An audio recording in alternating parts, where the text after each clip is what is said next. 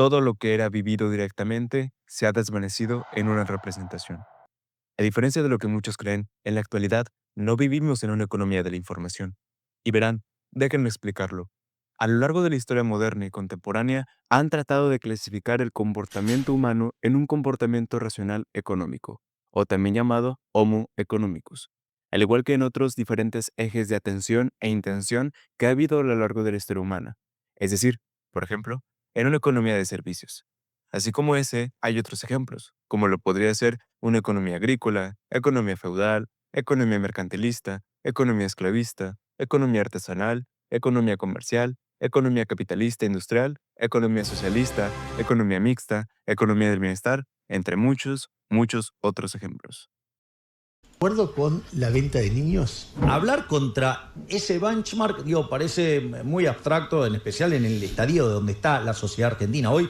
Digo, es una discusión filosófica. En la actualidad, si bien vivimos en una economía de la tecnología, el verdadero mercado no está propiamente en los aparatos electrónicos. Pero también cabe aclarar que no vivimos en una economía de la información. Porque miren, podemos revisar la propia definición de economía. Según el diccionario de la regla de la lengua española, en su tercera definición tenemos que es una ciencia que estudia los métodos más eficaces para satisfacer las necesidades humanas materiales, mediante el empleo de bienes escasos. E incluso lo podemos aplicar a la primera definición, administración eficaz y razonable de los bienes. Sin embargo, al igual como lo dice la tercera definición, en lo personal le añadiría la condición de escasez, porque no sirve de nada controlar un recurso que todos tienen, es volátil y que por ende nadie depende de ti, ¿cierto? Si ese fuese el caso, en donde la primera definición se tomase tal cual, entonces no existirían fenómenos como la escasez artificial en la realidad del mercado que observamos hoy en día. O tampoco tendríamos casos como la hiperinflación por impresión de billetes. Entonces sabemos que la escasez, por lo menos en la metanarrativa del modelo económico contemporáneo, es necesaria. ¿Y entonces qué observamos en la realidad moderna? Bueno, pues hagamos un ejercicio. Prende tu celular y dime si no hay una avalancha de información que te inunda de los pies a la cabeza. Da lo mismo si es cierta o no, si es útil o no. Ve la televisión. Es más, incluso ya hay relojes, refrigeradores y asistentes del hogar inteligentes que controlan tus persianas, focos y hasta tus puertas para que en todo momento te mantengas conectado y siempre bajo un flujo de información y estímulos constantes. Y es entonces que nos damos cuenta que la información no es tan escasa que digamos, ¿cierto? Vivimos en una era dopaminérgica. Cada notificación, cada like, cada compra, nuevo logro, activa un sistema cerebral tan antiguo como poderoso, el circuito de recompensa, que se gana con la atención que prestemos a cierto ámbito en específico de nuestra realidad percibida. Es decir, que si le presto más atención a mi celular que a mi televisor mientras pongo Netflix, en un sentido económico y bajo la lógica de la competencia, mi celular y las redes sociales le estarán ganando la batalla de atención a la televisión. Y claro, los medios nos ponen el mayor cuidado y atención a la hora de vigilarnos para vendernos productos. Nos obligan a escuchar molestos anuncios que se vuelven imposibles de saltar hasta pasados 5 segundos en YouTube o en Spotify si no estamos dispuestos a pagar su versión premium. ¿O nunca has mencionado querer o necesitar X producto y que tan solo unos instantes después te aparezcan muchos comerciales de ello? Bueno, así es como finalmente unimos la atención, la dopamina y la economía en una discusión que parecía no tener nada en común. Sobre la felicidad hablaremos un poco después. Pero antes de continuar, ¿qué es realmente la dopamina? ¿Y por qué parece estar tan ligada al placer y a la felicidad? Creo que muchos hemos oído hablar de esta pequeña, y si no, se las presento. Mi amiga, la dopamina. Para quienes aún no la conocen, se trata de un neurotransmisor, producido en regiones específicas del cerebro, especialmente en el área tegmental ventral, la sustancia negra del mencéfalo y el hipotálamo.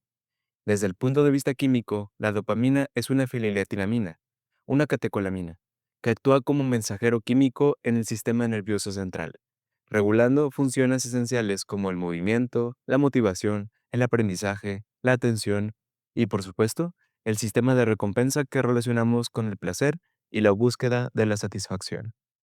Ahora bien, aunque muchos la llaman la hormona del placer, como se le ha llamado popularmente, en realidad la dopamina no nos da placer directamente. Lo que hace es generar la expectativa de recompensa. Según el neurocientífico Robert Sapolsky, la dopamina se dispara más ante la anticipación que ante la obtención misma del placer. Desde la neuroquímica, placer y dopamina no son sinónimos. El placer está más asociado con los opioides endógenos. La dopamina señala, esto vale la pena, repítelo. Es entonces que nos damos cuenta de que podemos volvernos adictos no al placer en sí, sino a tratar de perseguirlo. Es entonces que el proceso o el camino que tomamos hacia la obtención del placer se vuelve el objeto mismo del placer. O como dijo Marshall McLuhan, el medio es el mensaje. Por eso mismo se dice que hay más una adicción al sentimiento que a la sustancia, metafóricamente hablando. Ahora bien, ¿qué dice la filosofía? Epicuro en la antigua Grecia distinguía entre los placeres necesarios y los vacíos. Para él, el verdadero placer era la ausencia de perturbación, no la acumulación de estímulos, sino la serenidad del espíritu. Nietzsche, siglos después, advertía que el ser humano moderno confunde el deseo satisfecho con la felicidad, y eso lo vuelve esclavo de su apetito, más que dueño de sí. En psicoanálisis, Freud hablaba del principio del placer como motor del aparato psíquico, pero también señalaba que este mismo principio lleva al sujeto a buscar una descarga que nunca colma del todo. Lacan profundiza esta idea diciendo, el deseo no se satisface, se desplaza. No queremos el objeto en sí, sino el deseo mismo, su movimiento. Anhelamos su postergación. Y he aquí un punto clave. Placer no es felicidad. La neurociencia contemporánea nos lo confirma. El placer es momentáneo, localizado y fácil de medir. Pero la felicidad desde la psicología positiva, como lo plantea Seligman y Csikszentmihalyi, se basa en bienestar sostenido, tener un sentido, tener conexiones humanas y metas con propósito. La dopamina puede iniciar el camino, pero no lo sostiene. Para eso necesitamos también serotonina, oxitocina, endorfinas y, pues, decisiones conscientes. Y eso necesita atención, vivir el momento presente. O como dijo Lao Tse, desde el no ser comprendemos su esencia, y desde el ser solo vemos su apariencia. Aquí la ONU nos quiere decir que, desde un no ser, es decir, una forma subconsciente de ver, sentir y vivir las cosas, comprendemos su esencia, casi como comprender el sentido teleológico de los objetos que nos rodean. En ese sentido, cuando se habla del ser, se refiere a una respuesta consciente de nosotros al mundo. Pero al tratar de ejercer esa conciencia, abstraemos al objeto de todo aquello que también lo conforma. O como nos lo explicaba Hegel en la fenomenología del espíritu, lo abstracto es lo inmediato. Lo concreto es el resultado de comprender la idea del proceso total. Lo concreto y lo abstracto se necesitan mutuamente. El placer entonces es un destello, la felicidad un paisaje. Y en el medio estamos nosotros, deseando, buscando, fallando y volviendo a intentar.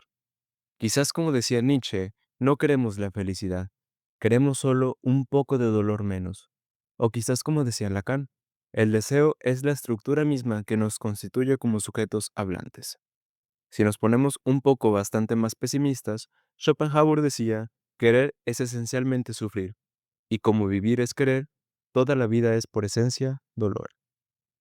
El problema es que el entorno actual es perfecto para evitar mantenernos realmente en el aquí y el ahora. Hay un goce por la multitarea y distracción constante. Como dato, en la actualidad, los diagnósticos de TDAH o trastorno por déficit de atención e hiperactividad han mostrado un notable incremento tanto en niños como en adultos. En el caso de la población infantil en Estados Unidos, específicamente en el rango de edad de 3 a 17 años, en el año de 2016 se reportaban aproximadamente 6.1 millones de diagnósticos, lo que representaba cerca del 8.8% de los menores. Para el año 2022, esta cifra aumentó a 7.1 millones de diagnósticos, es decir, 11.4% de los niños, lo que equivale a un incremento absoluto de 1 millón de casos y un aumento relativo del 30%.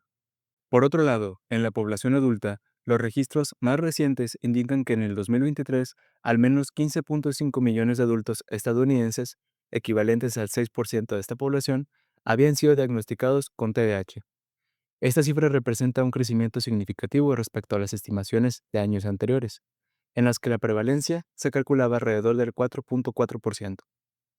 Cabe destacar que más del 50% de estos diagnósticos en adultos se realizaron en etapas tardías de la vida, lo que refleja una creciente conciencia clínica y social sobre la existencia y persistencia del TDAH en la adultez. Y esto también nos indica que, por ejemplo, si un niño es diagnosticado desde temprana edad, debido al factor de persistencia del trastorno, lo más probable es que este niño tenga TDAH por más de una etapa de su vida. Y estos solo son los casos registrados y diagnosticados. Y aún así, esos casos son lo extremo de distracción y pérdida de conciencia en el yo. Cada vez más la economía gira alrededor de la dopamina y cada vez menos el humano está cerca de la felicidad. Con eso concluimos el video de hoy. Espero que les haya gustado y que les haga reflexionar un poco. Y no crean que es fácil. No es fácil tratar de escapar de la realidad impuesta por el sistema. Para empezar, yo mismo estuve mucho tiempo frente a una pantalla para realizar este video. Me distraigo con notificaciones y también soy sumamente adicto a TikTok y a unos videojuegos. Pero el primer paso para solucionar un problema es aceptar que tenemos uno. Y no propiamente un problema personal. Este es un problema social. Los siguientes videos se tratarán, o me gustaría que se trataran, como una especie de continuación de este, donde veremos neurodivergencia, propagación de condiciones psíquicas gracias a la lógica del capital y demás temas relacionados. También me gustaría hablar en un futuro sobre lo real, lo imaginario y lo simbólico, tomando en consideración nuestro video anterior sobre los mitos. Pero me estoy extendiendo. Espero que les haya gustado este video. Sé que estuvo un poco largo y denso, pero si voy a criticar el contenido rápido y digerible, no podía hacer un TikTok de 3 segundos. Muchas gracias por su atención. Espero vernos muy pronto en el próximo video.